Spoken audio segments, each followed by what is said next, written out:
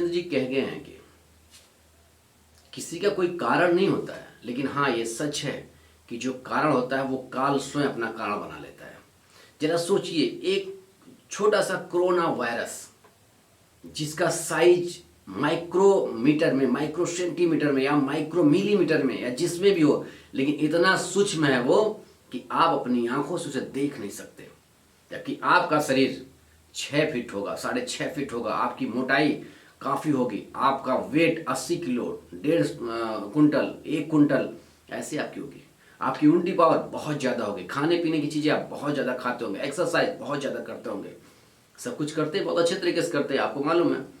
लेकिन जरा इस चीज़ को सोचिए आप, एक कोरोना वायरस जिसको आप आंखों से देख नहीं सकते, उसके अंदर इतनी शक्ति कहाँ है, इतनी ताकत कहाँ है कि आप उससे लड़ नहीं पा रहे हैं, आप उसको झेल नहीं पा रहे हैं।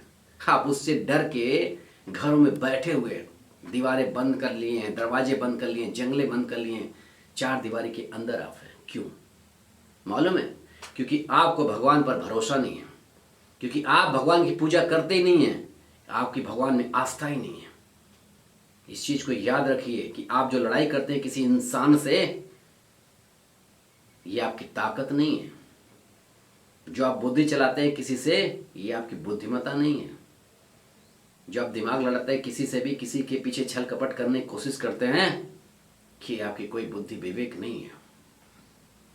इस चीज को भी सुधार लीजिए कि जब आप एक कोरोना वायरस से नहीं लड़ पा रहे हैं, छोटी सी जीव जिसको आप देख नहीं सकते, उससे आप लड़ नहीं सकते, डर के भागे हैं, ना उसके पास पिस्टल है, ना उसके पास बारूद है, ना उसके पास बम है, ना उसके पास गोला है, ना उसके पास तलवार है, ना उसके पास चाकू, कुछ भी नहीं है, तभी आप डरे हुए हैं। लेकिन जरा सोचिए, अभी किसी मानव को मारना पड़े तो आप इतने बड़े पहलवान बन जाएंगे, इतने बड़े हाथी बन जाएंगे, इतने दिमाग वाले बन जाएंगे कि लगेगा कि दुनिया पे आपसे बड़ा कोई है ही नहीं। आप ये सोचेंगे ही नहीं कि प्रतिशोध क्या होता है। अगर कोई व्यक्ति प्रतिशोध लेना चाहे तो आप बच नहीं सकते, लेकिन इंसान की इंसानियत होता है कि वो प्रतिशोध लेने से मना कर देता है, वो प्रतिशोध लेना नहीं चाहता। क्यों? क्योंकि वो व्यक्ति बुद्धिमान है, वो जानता है कि हमें इंसान को मारने से कुछ मिलने वाला नहीं है, क्योंकि मुझे भी इसी धरती पर जन्म लिया हूं और इसी धरती मुझे मरना है, और मारने वाला ऊपर होगा। सिर्फ जो काल होता है वो कारण किसी और को बना देता है, खुद कोई किसी का कारण नहीं होता है। इस चीज को भी याद रखिएगा। मैं दोस्तों आपसे कहना चाहूँगा कि आप भगवान की पूजा करिए, अरे थोड़ा दिमाग को खोलिए जरा। आप 24 आवर्स यानी 24 घंटे आप यही सोचते हैं मुझे अर्निंग करना है, मुझे पैसे कमाना है, मुझे परिवार चलाना है, मुझे सब कुछ चलाना है, मेरे शान शौकत होना चाहिए। कभी आपने उसमें 2 मिनट का वक्त निकाल के ये कभी सोचा कि मुझे भगवान की पूजा करनी है, मुझे भगवान को दीप जलाना है, मुझे भगवान में आस्था रखना है, मुझे भगवान के भरोसे ही कमाना है? क्या कभी ये सोचा कि आज जो कोरोना वायरस से लड़ रहे हैं, जो मरीज हैं, जिनकी तबीयत बहुत ख़राब है, जो लोग बहुत परेशान हैं, जिनके घरों में कोई व्यवस्था नहीं है, कभी सोचा उनके लिए कि मुझे अपने धन का 5% धन, सिर्फ और सिर्फ 5% धन उन लोगों की मदद में लगाना है, उन लोगों की सेवा में लगाना है? क्यों? क्योंकि जो धन आप कमाते हैं उन्हीं से कमाते हैं, माध्यम वही हैं, लेकिन देने वाला वही है, लेकिन इशारा करने वाला ईश्वर है, रास्ते पे लाने वाला ईश्वर है। तो इस तरीके से आज सोचिए, एक मानव मानव से कमाता है, एक प्राणी प्राणी की रक्षा करता है, लेकिन आप मानव होने के बावजूद, इंसान होने के बावजूद इंसानियत नहीं दिखा रहे हैं, घरों में छुपे हुए हैं।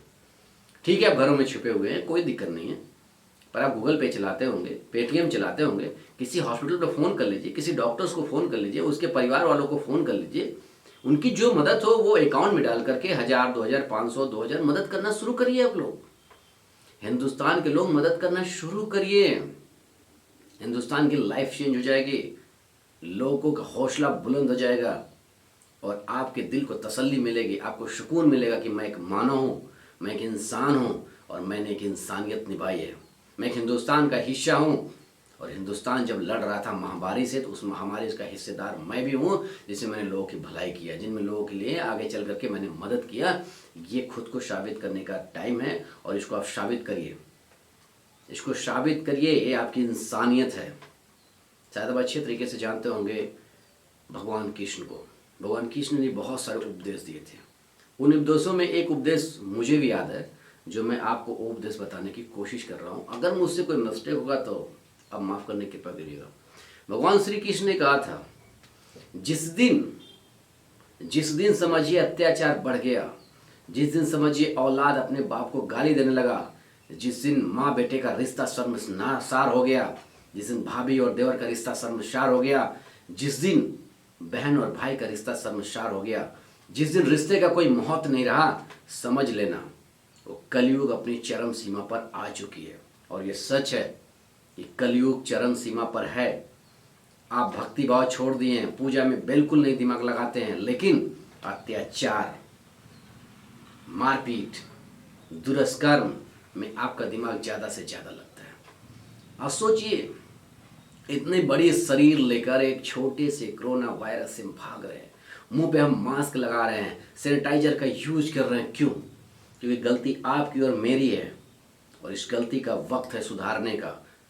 ये गलती ये है कि हम लोगों ने भगवान पे कभी भरोसा ही नहीं किया। वो सोचा ही नहीं कि भगवान इतनी शक्तिशाली, जिसके सामने तो अच्छे अच्छे लोग धराशायी हो जाते हैं कि कोरोना वायरस क्या है। सिर्फ प्रभु का नाम लेना शुरू करिए, घर में दीप जलाना शुरू करिए, आस्था रखिए, लोगों की सेवाओं में अपना दिमाग लगाइए, फिर देखिए कोरोना वायरस से आप जीतेंगे, हिंदुस्तान जीतेगा, हम सब जीतेंगे। ये मेरा वादा है। दोस्तों, आज से अपने मन को चेंज करिए, आप से अपने दिमाग को चेंज करिए, और जरा सोचिए कि आप अगर लोगों की मदद करना शुरू करेंगे तो ईश्वर आपकी मदद जरूर करेगा। घर में छिप कर बैठने से कुछ होने वाला नहीं है। बेरोजगार हो जाएंगे आप, आपके पास रोजगार नहीं रह जाएगा, आप बिल्कुल न बीमारी होते हुए भी आप यकीनन मानिए आप बीमार हो जाएंगे, आपकी सांसें फूलने लगेगी, आपको घुटन सा होने लगेगा, आपकी तबीयत खराब हो जाएगी, आपको टेंशन होगा, आपको ब्लड प्रेशर होगा, सब होगा आपको। क्यों? क्योंकि आप दिन रात एक ही चीज़ सोचते हैं, कोरोना कोरोना कोरोना। इसके अलावा आपने कुछ सोचा ही नहीं अभी तक। अपने बचाव में परेशान है, अपने परिवार के बचाव में परेशान है। जरा सोचिए उनके परिवार का क्या गुजरता होगा जिनके ऊपर कोरोना वायरस हुआ है, जिनकी सांसें फूल रही है, जिनको ऑक्सीजन नहीं मिल पा रहा है। अरे जरा सा आप लोग मदद तो करिए, थोड़ी सी मदद करिए। अपने कमाई का सिर्फ और सिर्फ 5% मैं कह रहा हूँ दोस्तों, मेरे साथ मिल करके करिए।